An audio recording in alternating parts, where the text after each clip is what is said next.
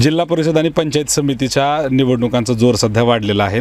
अवघ्या काही दिवसांवर आता मतदानाची तारीख आलेली आहे. 5 फेब्रुवारी ही मतदानाची तारीख आहे. मागच्या बऱ्याच वर्षानंतर आता ह्या निवडणुका इथं संपन्न होत आहेत. स्थानिक स्वराज्य संस्थेला एक वेगळं महत्त्व असतं आणि त्या अनुषंगानं गावातील लोक मंडळी पुढारी सगळेच आपापल्या परीनं प्रयत्न करत आहेत. वेगवेगळे पक्ष मैदानामध्ये उतरलेले आहेत. आताच लातूर शहर महानगरपालिकेच्या निवडणुका संपन्न झाल्या आणि त्यानंतर लगेच हा जिल्हा परिषद पंचायत समितीचा कार्यक्रम जाहीर झाला. आपण ग्रामीण भागामध्ये फिरणार आहोत कारण ग्रामीण भागाच्याच परिसरामध्ये हे महत्त्वपूर्ण विषय असतात. जिल्हा परिषद आणि पंचायत समितीचे सर्कल आपण ज्याला गट म्हणतो तर हे ग्रामीण भागामध्ये आहेत आणि या लोकांच्या समस्या सोडवण्यासाठी जिल्हा परिषदेची स्थापना झालेली असते. राज्य शासनाचा निधी असेल, आमदार निधी असेल, खासदार निधी असेल किंवा केंद्र सरकारकडून येणाऱ्या कोणत्याही योजना असतील जिल्हा परिषद पंचायत समितीच्या मार्फत या राबवल्या जातात आणि त्यामुळं हे ग्रामीण अर्थकारण, ग्रामीण राजकारण समजून घेणं अतिशय महत्त्वाचं ठरतं. आता मी एकुरगा जिल्हा परिषद सर्कलच्या परिसरामध्ये सध्या फिरत आहे. लातूर ग्रामीणचा हा भाग आहे. या ठिकाणी हा मागच्या काही टर्ममध्ये काँग्रेसचा बालेकिल्ला राहिलेला आहे. म्हणजे या ठिकाणी आमदारकी हे काँग्रेसकडे होती, परंतु मागच्या इलेक्शनमध्ये आपण पाहिलेलं आहे की इथं आता भारतीय जनता पार्टीचे रमेशप्पा कराड हे इथं आमदार आहेत. त्यामुळं भारतीय जनता पार्टीला सुद्धा एक महत्त्वाचं इथं स्थान आहे असं म्हणायला हरकत नाही. मी ज्या परिसरात आहे आता या बाजूला अंकोली नावाचं गाव आहे आणि या रस्त्यावर आपण काही मंडळी इथं बसलेले आपण त्यांच्यासोबत चर्चा करणार आहोत. आपल्यासोबत एक आजोबा आहेत, आपण बोलूया त्यांच्यासोबत चर्चा करूया. काय नाव आहे आपलं? माझं नाव आहे साहेब मुकुंदराव गायकवाड. बरं, काय करता आता सध्या? मी रिटायर कर्मचारी एस टी महामंडळामध्ये 37 वर्षी नोकरी करून मी सेवानिवृत्त झालेला 2014. बऱ्याच वर्षापासून तुम्ही या ठिकाणी निवडणुका पाहिलेल्या आहेत. काय वाटते वेगळेपण या वर्षी निवडणुकामध्ये? की या वर्षीची जी निवडणूक आहे ते स्थानिक स्वराज्य संस्थेच्या निवडणुका होऊन जवळपास 4 वर्षे होऊन गेलेल्या आहे. त्याच्यामुळं ग्रामीण भागातली जी अवस्था आहे, रस्ते, वीज पाण्याचे काय समस्या आहेत ते भयानक रसातळाला गेले आहेत. लोक त्याला वैतागलेले आहेत आणि त्या दृष्टीनं आताच्या निवडणुकीला थोडंसं महत्त्व येणार आहे की जी विकासाच्या दृष्टीनं आणि सामाजिक समतोल साधणारे जे उमेदवार असतील त्याच्या बाजूनं मतदार जातील असं आम्हाला वाटतंय. ओके, म्हणजे लोकांमध्ये, नागरिकांमध्ये उत्साहाचं वातावरण आहे. हा उत्साहाचं वातावरण आहे. ओके ओके, ठीक आहे, चालतंय. तर आपल्यासोबत आणखी एक या ठिकाणी सर आहेत. काय नाव आहे सर आपलं? साहेबराव गायकवाड. बरं, काय करता तुम्ही? मी टाटा मोटर्स रिटायर, 35 वर्ष सर्व्हिस झाली. बरं, तर काय या भागामध्ये कोणत्या पक्षाचं सध्या वातावरण आहे असं आपल्याला वाटतं? पक्षाचं वातावरण अजून तयार व्हायचं आहे, पण शक्यतो आमचे वरचे जे नेते आहेत त्यांच्या याच्यावरून आमचं वातावरण BJP कडेच आहे. ग्रामीण भाग ते देश पातळीवर सगळीकडे बीजेपीच आहे आणि BJPच येणार आणि BJPच आम्ही निवडून आणणार. ठीक आहे, पण मागच्या वेळेस तर या ठिकाणी एकुरगा सर्कलमध्ये काँग्रेस पार्टीचे उमेदवार इथं जिंकून आले होते. हो, तो काळ वेगळा होता. आताचा काळ बदललेला आहे. काळानुसार आपल्याला बदलावलं आहे. ठीक आहे, बोला. एकंदरीत BJPचं वातावरण आहे असं तुमचं म्हणणं आहे. ठीक आहे, आपल्यासोबत आणखी काही नागरिक आहेत. काय नाव आहे तुमचं? धनंजय हनुमंत सूर्यवंशी. मी राहणार शिवूर. बरं, आता काय नेमक्या समस्या इथं आहेत तुम्हाला वाटतंय? आम्हाला शिवूरसाठी अवसा रस्ता पाहिजे होता. ते आम्ही ह्या जिल्हा परिषद जे आताचे उमेदवार आहेत त्यांनी आम्हाला सर्व गावकऱ्यांना आश्वासन दिले की आम्ही तुम्हाला निवडून आल्याबरोबर ही औषध रस्ता करून देऊ. बरं, कोणी दिलं आश्वासन तुम्हाला हे? जिल्हा परिषद साहेबराव मुळे. बरं, त्यांनी दिलेलं आहे. ठीक आहे, तर या ठिकाणी काँग्रेसचे उमेदवार कोण आहेत? टेकाळे.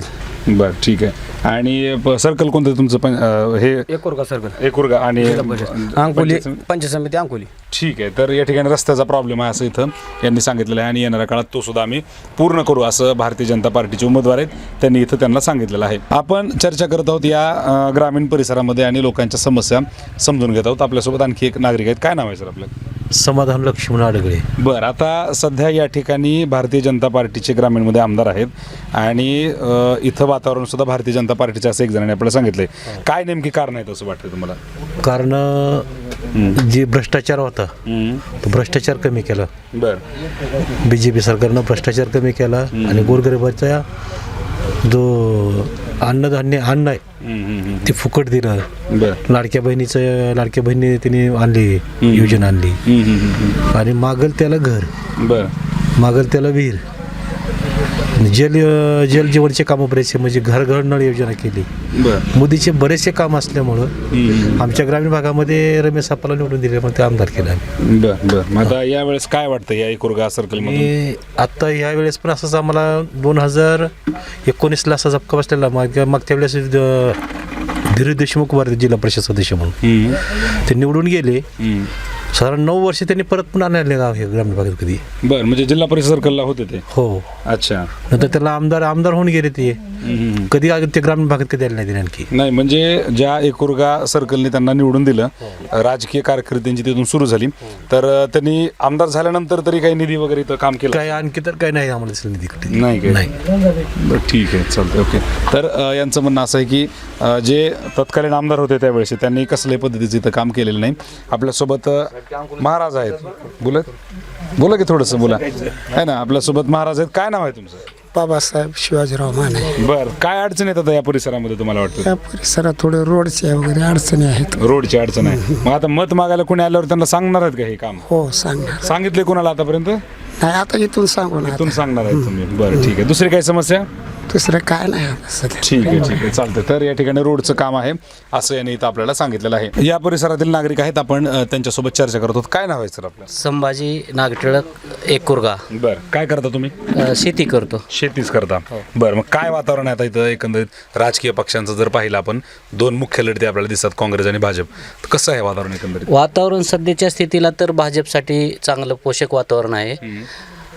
गेल्या टर्मला बी म्हणजे धीरज देशमुख उभारले, त्याच्यामुळं धनशक्तीचा जास्त वापर झाला, त्याच्यामुळं जे आत्ताचे उमेदवार आहेत साहेबराव बाप्पामुळे त्यांना थोडा परिणाम झाला. पण आता त्यांनी त्याच्या पुढच्या ताकदीनं लढायची चालू आहे आणि त्याच्यामुळं इकडं म्हणजे बाकीचं वातावरण नाहीच, सध्या सगळं भाजपमय वातावरण आहे. कामं त्यांच्या माध्यमातून भरपूर झालेले आहेत. एकुरग्यामध्ये समजा आता माझा स्वतःचा ऊस जाळलेला होता, तर आमच्याबरोबर 9 ते 10 कुटुंबांना माननीय आमदार रमेश आप्पा कराड यांनी आम्हाला 10,000 रुपये 11,000 रुपये त्यांनी वैरणीच्या स्वरूपात दिलेले आहेत. म्हणजे असे वैयक्तिक निधीसुद्धा दिलेला आहे गाव पातळीवर. आणि बाकी तर म्हणजे रस्त्याचे कामं असतील किंवा आपले सभागृह असतील, हे कामं पण भरपूर दिलेले आहेत. जेव्हा इथून मागच्या काळामध्ये 25 वर्षे 30 वर्षे जे काँग्रेसचे आमदार होते त्यांचे कामं आणि आप्पाचे कामं याच्यामध्ये भरपूर जमीन आसमानाचा फरक आहे. आणि त्यांच्या मार्गदर्शनाखाली ह्या आमचा ग्रामीणचा एकुरगा गट काम करीत आहे. आणि साहेबराव बाप्पामुळे असतील किंवा किशोर गुटे असतील एकुरगा गणामधून, तर सरस राहतील हे. ठीक आहे. म्हणजे मला आणखी याच्या पुढे एक तुम्हाला असं विचारावं वाटतं की आता ह्या स्थानिकच्या निवडणुका आहेत समजा, परंतु चर्चा जास्त मोठ्या नेत्यांची होती, म्हणजे आमदारांची, माजी आमदारांची. तर हे सूत्र कसं असतं ग्रामीणमध्ये की पक्षाकडे बघून हे मतदान होते का वैयक्तिक व्यक्तींकडे बघून? नाही, पक्षाचा विचार म्हणजे त्यांनी पैशाचा विचार बोलतात, त्यांनी पक्षाचा विचार बोलतच नाहीत. म्हणजे पैसा जेवढा वाटप करू तेवढं आमचं सरस राहील. पुन्हा एक निवडणूक झाली त्याच्यानंतर त्यांनी तिकडं बघायला बी तयार नसतात. म्हणजे जे आता इथून आता धीरज देशमुखच आहेत समजा, त्यांनी जे निवडून गेले तसं बिलकुल कुठल्याही प्रकारच्या इथं ग्रामीणला त्यांनी भेटी दिलेल्या नाहीत. निवडणूक आल्यापुरतं तेवढ्यापुरतं फिरायचं आणि नंतर पुन्हा इकडं बघायचंही नाही. पण कारखान्याच्या माध्यमातून, ऊसाच्या माध्यमातून मोठी प्रगती झाली असं ते वारंवार सांगतात. त्याचंच व्ह्यू दाखवतो शेतकऱ्याला. कारखान्या म्हणजे आम्ही तुमचा ऊस नेत नाव. आता मी वैयक्तिक आहे, मी भाजपचं काम करतो तर आम्हाला शेअर दिलेले नाहीत. विकासचे शेअर निघाले दिलेले नाहीत, 20चे शेअर दिलेले नाहीत किंवा आणि कुठल्याही गोष्टी असू द्या. समजा मी जर थोडा प्रचार करायलो काय करायलो तर त्याचा ऊस तसाच ठेवतात. ही म्हणजे त्यांना दडपशाहीचं जास्त राजकारण करतात. विकास म्हणजे असा ह्याच्या बाबतीत करत नाहीत. म्हणजे ही शेतकरी आहे म्हणून त्याचं ही मोल धरीत नाहीत. म्हणजे एकंदरीत तुम्हाला आता असं वाटतं की यावेळेस भारतीय जनता पार्टीचा या सर्कलमध्ये 100% गेल्या वेळेस सुद्धा तगडा उमेदवार असल्यामुळं इथलं सीट गेलं नाही तर 100% त्यावेळेस पण विजयी होताच. ठीक आहे. म्हणजे एकंदरीत सगळंच गोष्टी त्यांच्याकडून आपण समजून घेण्याचा इथं प्रयत्न केलेला आहे की कशा पद्धतीने ऊसाचं राजकारण या ग्रामीण भागामध्ये होतं. आणि याच परिसरामधून आमदार राहिलेले आहेत, माजी आमदार राहिलेले आहेत धीरज देशमुख, परंतु या भागामध्ये कसलंच काम झालं नाही. विशेषतः जे जिल्हा परिषदचे सदस्य होते ते तरीसुद्धा इथं कसल्याही पद्धतीचं काम झालं नाही असं यांनी आपल्याला सांगितलं आहे.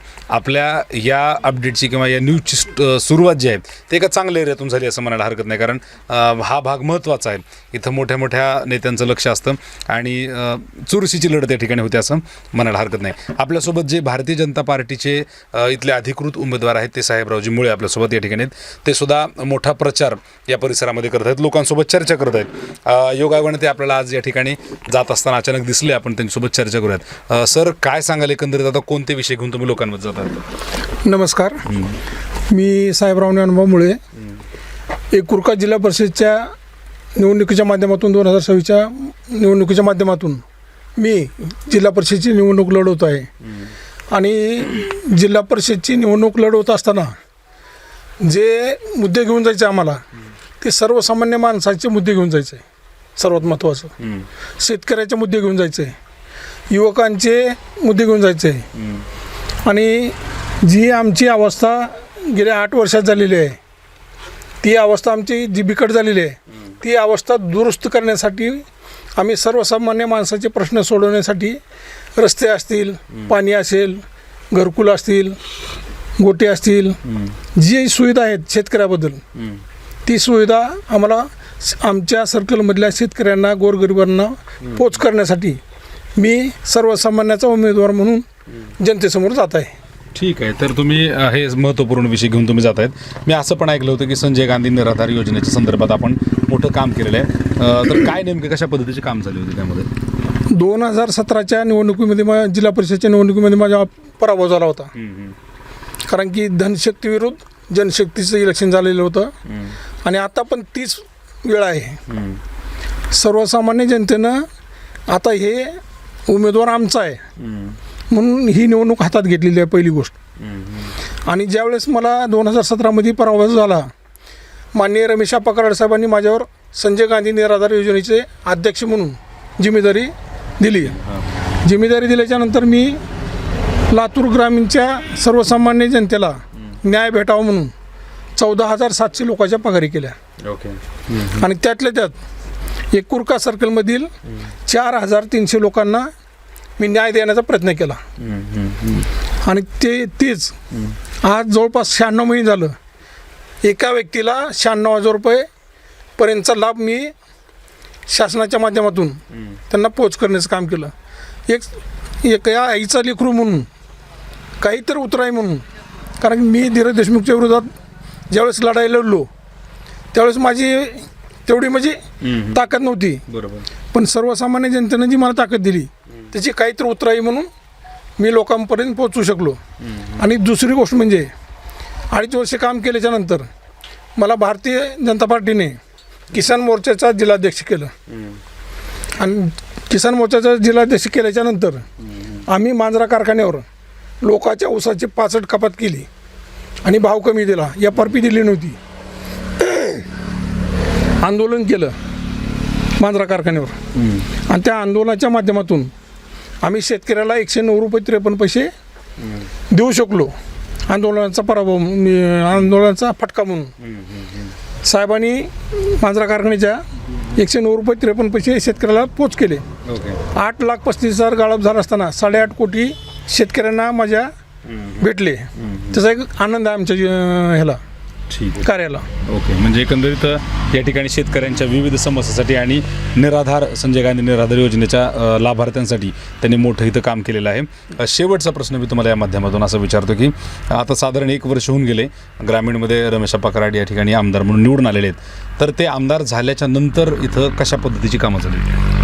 माननीय रमेश कराड साहेब याच्या पहिलं पण आमदार होण्याच्या अगोदर पण अनेक योजनांचा लाभ दिलेला आहे शेतकऱ्यांना. शेतकरी असतील, गाव विकासासाठी असेल. आणि आमदार झाल्याच्या नंतर जवळपास प्रत्येक गावात आमच्या समाज मंदिर असेल, मंदिराचा सभामंडप असेल, देवाचं कार्य असेल आणि रस्ते, पाणी, पिण्यासाठी योजना, विहिरीची पूर्ण. आणि खास करून जर एक आमदार जर ओळखायचा असेल तर ती रमेशप्पा कराड साहेब यांच्या नावातून ओळखावा. कारण की विकास जो असतो तो विकास रमेशप्पा कराड साहेबांनी लातूर ग्रामीणच्या जनतेला करून दिलेला आहे. आणि सगळ्यात महत्त्वाचा प्रश्न आमचा वाडी रस्ता असेल, शिवर रस्ता असेल, आमच्या गावातले रस्ते असतील, ते आपण करण्याची हमी करून दिलेली आहे. आणि औसा रस्ता अनेक वर्षापासून अनेक वेळा नारळ फोडले पण ते रस्ता झाला नाही. पण आपण गेल्या आमदारकीच्या वेळेस त्या रस्त्याचे वचन दिलेलं आहे आणि त्या रस्त्याची पूर्ण पूर्तता म्हणजे कागदपत्राची करून मंजुरी दिलेला आहे. येत्या 6 महिन्यात शिवर रस्ता ते औसा हे जोडला जाईल. म्हणजे अशा पद्धतीची कामं झालेली हो. ठीक आहे. तर आपण या ठिकाणी चर्चा केली या एकुरगा जिल्हा परिषदच्या सर्कलच्या परिसरातील लोकांसोबत आणि समजून घेतलं.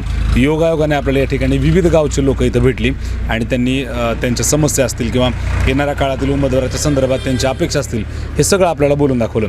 आपण भारतीय जनता पार्टीचे जे अधिकृत उमेदवार आहेत त्यांच्यासोबत सुद्धा इथं चर्चा केलेली आहे. म्हणजे एकंदरीत हा मतदारसंघ एवढा महत्त्वाचा आहे कारण या ठिकाणी माजी आमदारसुद्धा इथूनच जिल्हा परिषदेवर निवडून गेले होते, पण भविष्यामध्ये ते आमदारसुद्धा झाले आणि म्हणूनच भारतीय जनता पार्टीचं असेल, आमदार रमेश कराड यांचं असेल, या सगळ्यांचं लक्ष या छोट्याशा मतदारसंघावर आहे.